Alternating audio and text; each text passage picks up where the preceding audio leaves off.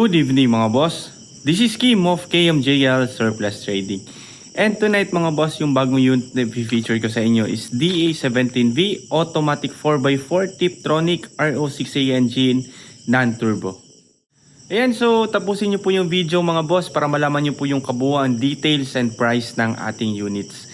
And sa mga bago pa lang po sa ating YouTube channel, please like, subscribe, and click the notification bell para lagi po tayong updated sa ating mga panibagong video upload.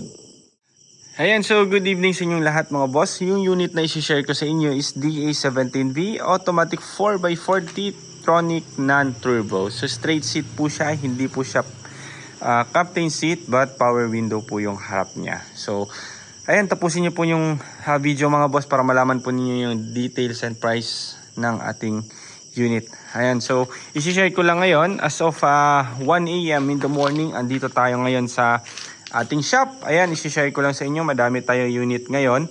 So ibabiyahin natin to second week of June sa Luzon and Visayas. Ayan, so anyway mga boss, yung unit natin ngayon ayun nga, DA17V Tiptronic 4x4. So, yung owner nito is si Ma'am Lore. Shout out sa iyo, Ma'am Lore. And isa-isahin natin yung mga accessories na pina-add nila Ma'am Lore. Ayan, so una-una mga boss, yung pina-add nila Ma'am Lore is brand new rims and tires. Ito po yung kanyang napiling design. So, of course, kapag brand new rims and tires, kasama din po itong ating brand new lug nuts. Ayan. So ito po yung design and colors na pinili nila. Sa lahat po ng design na sinend natin sa kanila na available, ito po yung nagustuhan nila. Ayan. So aside from that mga boss, nagpa-add din po sila ng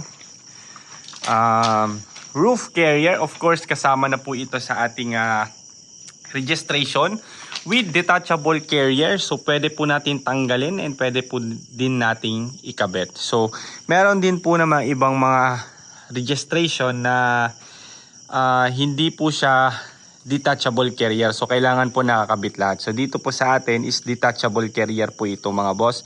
So pwede po natin tanggalin anytime. Pwede din po nating ikabit anytime. So wala po yung problema. Then pangalawa mga boss, nagpa-add din sila Ma'am Lore ng wrap around 3M tint. Of course, yung ating tint is magic tint sa harap, and then yung ating left and right sa harap is sa ating left and right sa ating front door is medium tint. Medium tint po to dito, and then super black, and yung likod naman is medium black. Ayan. So medium black po dito kasi nga yung ating vision dito is yung ating center mirror, and then yung ating likod naman is yung vision natin is itong ating side mirror. So syempre yung ating harap naman kailangan talaga magic tint para po meron tayong privacy, and tuwing kahit na araw is hindi tayo nakikita sa loob. So meron po tayong privacy talaga sa loob. And of course naman mga boss, kailangan natin ng heat rejection. Lalo naman ngayong mga panahon is summer. Kailangan talaga natin ng heat rejection kasi napakainit ng panahon. And syempre kasama na po itong ating Japan surplus na ating rain visor. Ayan, so nagpa-add din po sila ma'am. Ayan, so napakalaking tulong po ito lalo't halimbawa lang umuulan and kailangan natin mag non-aircon, lalo na kung meron mga sakay tayong nahihilo tuwing merong aircon. So pwede po natin itong i-open hanggang dito kahit umuulan. So meron po tayong gutter. Ayan. Ayan, so interior tayo mga boss. Ipapakita ko sa inyo yung interior. Ayun, hello Miming. So una-una mga boss, nagpa-add po tayo ng upholstery. Ito po yung napiling design and color nila Ma'am Lore. So usually mga boss, ito po talaga yung pinakamalakas natin na piliin ng ating mga kliyente na color and design. So for me lang talaga mga boss, napaka-decente po ng design and color ng ganitong setup, lalo na kung meron tayong ceiling. Ayan, so hindi po sila nagpa-add ng ceiling. So yung kulay po natin is light beige and dark beige. Ayan, combination po sila, and napaka-simple lang talaga ng kanilang design mga boss. So sa DA17 mga boss, andito naman yung ating mga plastics. Ayan, so etong plastic mga boss, dito po nakalagay yung ating tanggalin lang natin. Ayan, so hindi po siya nakikita kasi nga madilim. But andito po yung ating jack, tie range and handle. Yung tie range naman is andito nakalagay. Ayan.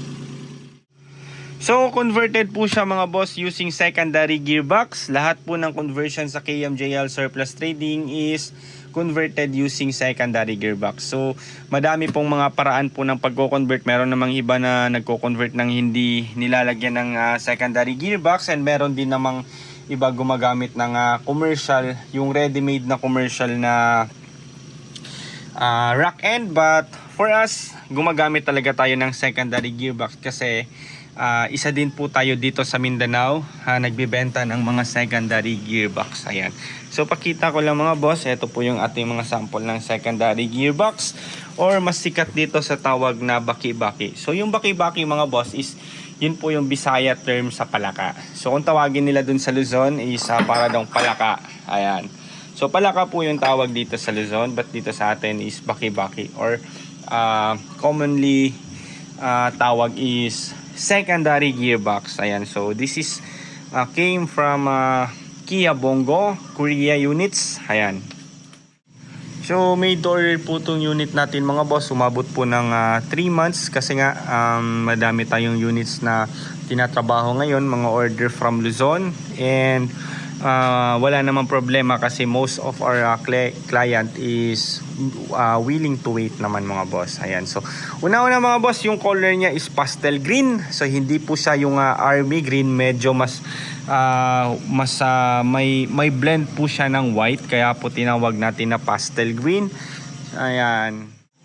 So bukas is Sunday, bukas po natin ito i-release. Pupuntahan po nila dito sa Davao City, all the way from Kidapawan City mga boss. Ayan, so Kidapawan City, Davao del Sur is part po ng Luzon. And syempre, before natin ito ni-release or i-release bukas, ginamit-gamit natin ito. Like for example, bibili tayo ng mga brand new mugs, kukuha tayo ng mga order dito ng mga unit na brand new mugs, and mga accessories kukuha tayo. So ginagamit natin itong mga unit na malapit nating i-release kasi nga gamit din yon as road test, and aside from that, ginagamit talaga natin ito ng buong araw as road test. So bumabiyahe tayo papuntang Katigan or sa Kapatagan kasi nga yung daan doon mga boss is patarik.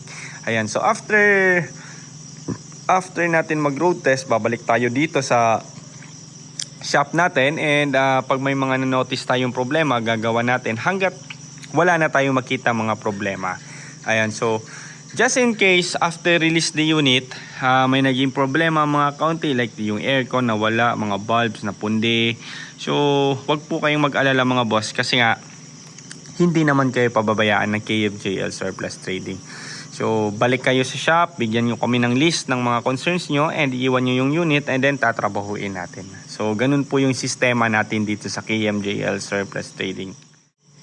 And nagpa-add din po sila ma'am ng roof carrier. So yung roof carrier natin mga boss is napaka-useful po kasi nga halimbawa bumibili tayo ng mga gulay, mga prutas, and mga ibang gamit mga boss, pwede po natin yung gamitin kasi nga at least 10 kilograms po yung capacity ng ating roof carrier mga boss. So yung roof carrier naman natin is naka-register na po siya sa ating registration. So with detachable carrier po tayo dito mga boss. So pwede po natin tanggalin anytime, and pwede din po nating ikabit anytime. So meron din pong ibang mga registration na with carrier lamang. So kung with carrier po, so kung tatanggalin natin, violation po yun. So anytime po mga boss, either tanggalin natin o ikabit, pwede po, wala pong problema kasi nga po detachable po yung ating naka-indicate sa ating registration.